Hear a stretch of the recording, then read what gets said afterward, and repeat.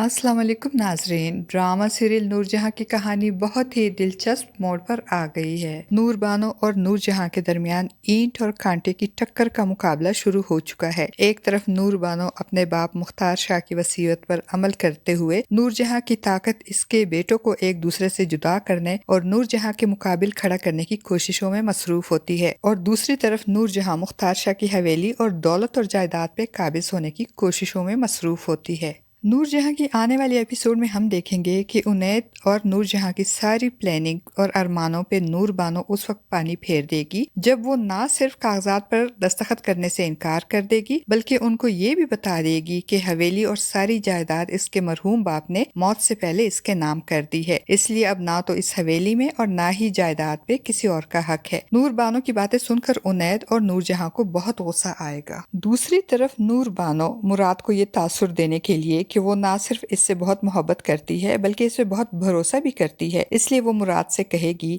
कि तुम मेरे शोहर हो, अगर मैं इन जमीनों की मालिक हूँ तो तुम भी मालिक हो, इसलिए अब इन जमीनों की देखभाल तुम करोगे। नूर बानो ना सिर्फ मुख्तार शाह की दौलत और जायदाद की वारिस होती है बल्कि मुख्तार शाह की गद्दी की वारिस भी होती है, इसीलिए गाँव के तमाम मज़ारा नूर बानो के पास अपने मामलात लेकर आएंगे। वो नूर बानो से मिलने नूरजहां के घर आएंगे तो नूर बानो को झाड़ू लगाते देखकर हैरान होंगे और नूर बानो को बिठाकर इसके गले में फूलों की माला पहनाएंगे, और एक मज़ारे की बीवी घर का सारा काम करने के लिए नूर बानो की जगह अपनी खिदमत पेश करेगी तो नूरजहां को बहुत गुस्सा आएगा और वो उसे ना सिर्फ बुरा भला कहेगी बल्कि जब मुराद घर आएगा तो इसके सामने शिकायत भी लगाएगी कि मज़ारे की बीवी ने नूर बानो के सामने मेरी बेइज्जती की, और नूर बानो खामोश खड़ी रही। अपनी माँ की बेइज्जती की बात सुनकर मुराद को गुस्सा आ जाएगा और वो नूर बानो पे नाराज होगा कि तुम्हारे मज़ारों की इतनी हिम्मत कि मेरी माँ की बेइज्जती की और तुम चुपचाप खड़ी इनको देखती रही। तो नूर बानो मुराद से कहेगी कि ऐसा कुछ भी नहीं हुआ जैसे तुम्हारी माँ कह रही है, मैं उन मज़ारों के लिए रानी हूँ, बेशक तुम्हारे लिए रानी ना सही, वो लोग मेरी बहुत इज्जत करते हैं और मैं भी उनकी बहुत इज्जत करती हूँ, मगर ऐसा कुछ भी नहीं हुआ जैसे आंटी ने तुम्हें बताया है। नूरजहां नूर बानो को मना करेगी कि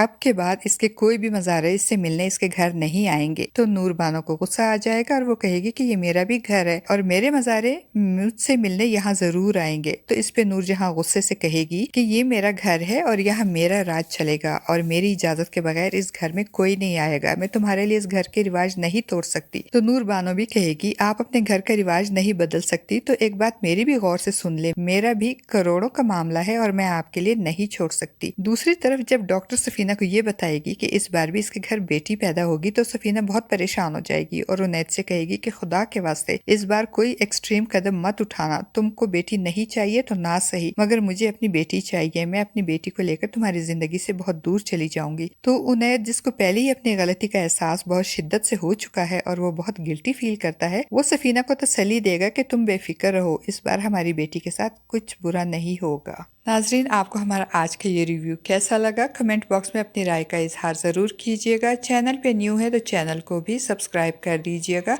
शुक्रिया।